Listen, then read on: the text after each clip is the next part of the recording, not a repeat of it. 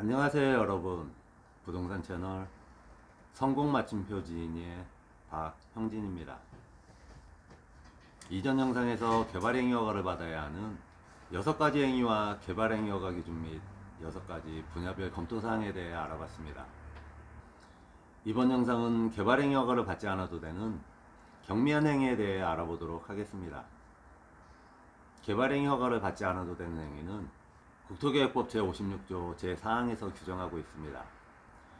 그 내용을 알아보면 첫 번째, 재해복구나 재난수습을 위한 응급조치.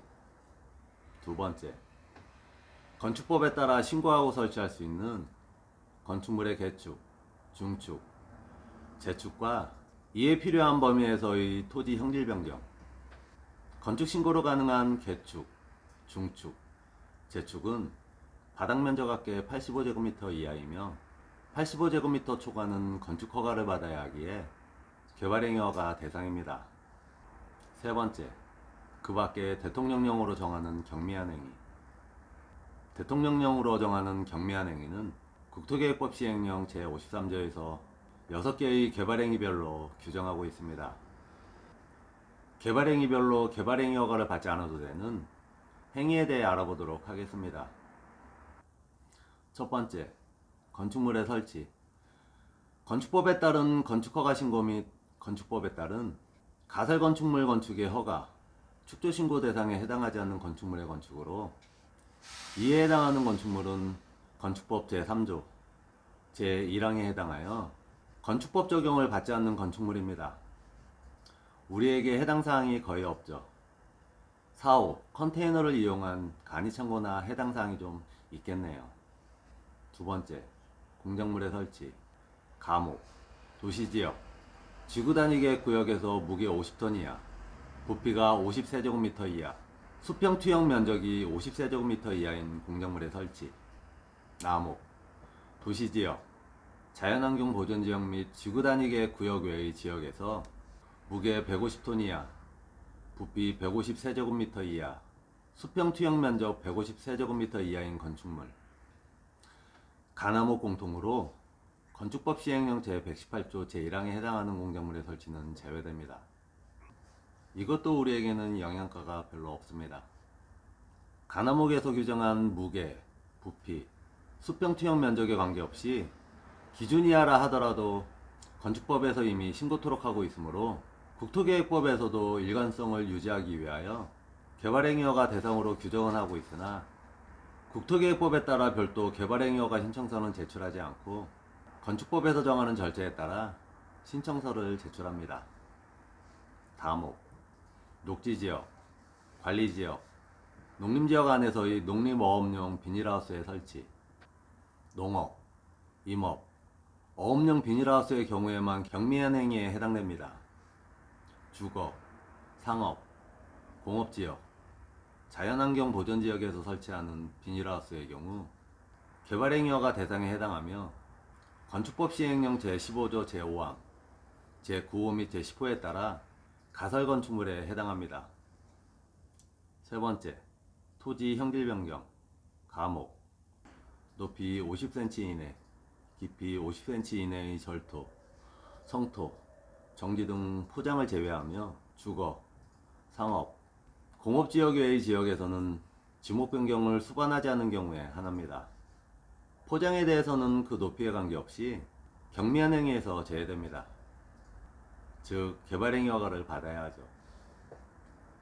단순 지목 변경 및 합병은 개발행위 허가 대상이 아니나 기존 사업부지와 인접한 토지를 사업부지에 편입하고자 하는 경우 편입되는 토지에 실질적으로 건축행위 및 토지 형질 변경 행위가 이루어지지 않는다 하더라도 추가로 편입되는 토지로 인해 총 사업부지의 변경이 수반되는 경우라면 이는 새로운 개발행위, 건축부지 조성을 위한 개발행위로 보아 개발행위 허가 대상이며 경우에 따라 도시계획위원회의 심의를 받아야 할 수도 있습니다.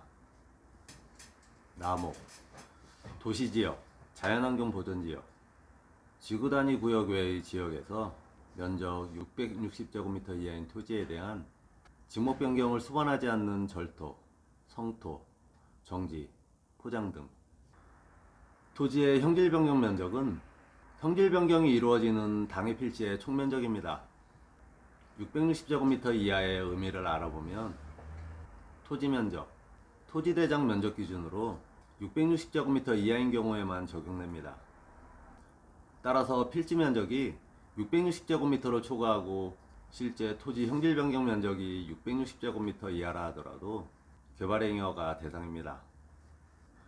또한 별도로 높이나 깊이에 대해서 규정하고 있지 않기에 그 제한은 없으며, 이는 필지 면적이 660제곱미터 이하인 소규모 토지에 대하여는 지목이 종전의 용도를 유지하고 개발 용도로 변경되지 않는다면 물리적 형상 변화는 크게 문제 삼지 않겠다는 취지로 해석할 수 있습니다. 다목, 조성이 완료된 기존 대지의 건축물, 그 밖에 공작물을 설치하기 위한 토지 형질 변경, 절토, 성터는 제외됩니다. 조성이 완료된 기존 대지는 개발행위허가 운영지침에서 정의하고 있습니다. 건축물의 건축을 위한 토지의 굴착행위, 터파기도 토지의 형질 변경, 절토에 해당하므로 조성이 완료된 기존 대지에 해당하지 않는다면 건축물의 건축을 위한 굴착행위도 개발행위허가 대상입니다.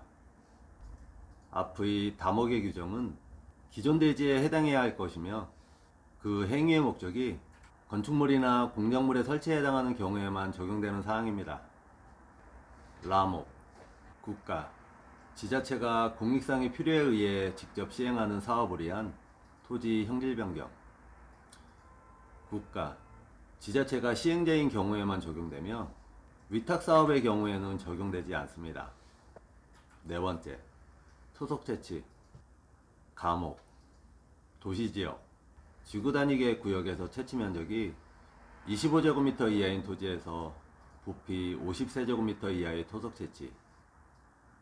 나목, 도시지역, 자연환경 보전지역, 지구단위계획 구역 외의 지역에서 채취 면적 250제곱미터 이하인 토지에서 부피 500세제곱미터 이하의 토속 채취. 다섯 번째, 토지 분할. 가목, 사도법에 의한 사도 개설허가를 받은 토지 분할. 나목, 토지의 일부를 공공용지 또는 공용지로 하기 위한 토지 분할. 공공용지 또는 공용지는 국유재산법 및 공유재산 및 물품관리법상 공용재산 또는 공용재산에 해당하는 토지에 해당하는 사항이며, 무상기속 및 기부채납의 경우에도 적용 대상입니다. 다목, 행정재산 중 용도 폐지되는 부분의 분할 또는 일반 재산을 매각, 교환, 양여하기 위한 분할. 라목, 토지의 일부가 도시 공개시설로 지형도면고시가 된 당의 토지 분할. 마목, 너비 5m 이하로 이미 분할된 토지의 건축법 제57조 제1항에 따른 분할 제한 면적 이상으로의 분할. 토지 분할의 경우 가급적 소규모 필지가 발생되지 않도록 허가를 하도록 하되, 불가피한 경우에 한하여 허가 없이 할 수 있도록 규정하고 있으므로 앞에서 설명한 가목에서 마목에 해당하는 경우에는 최소 분할 면적에 해당하더라도 별도 개발행위허가 대상이 아닙니다. 여섯 번째, 물건을 쌓아놓는 행위. 가목, 녹지지역, 지구단위계 구역에서 물건을 쌓아놓은 면적이 25제곱미터 이하인 토지에 전체 무게 50톤 이하, 전체 부피 50세제곱미터 이하로 물건을 쌓아놓는 행위. 나목, 관리지역에서 물건을 쌓아놓는 면적이 250제곱미터 이하인 토지에 전체 무게 500톤 이하, 전체 부피 500세제곱미터 이하로 물건을 쌓아놓는 행위. 여기까지 개발행위허가를 받지 않아도 되는 경미한 개발행위였습니다. 개발행위허가를 받지 않아도 되는 경미한 변경은 국토계획법 시행령 제52조에서 규정하고 있습니다. 참고로 보시기 바랍니다. 다음 영상은 개발행위허가를 받아야 하는 행위에 대해 디테일하게 들어가 보도록 하겠습니다. 지금까지 성공마침표 지인의 박형진이었습니다. 생유베리 감사합니다.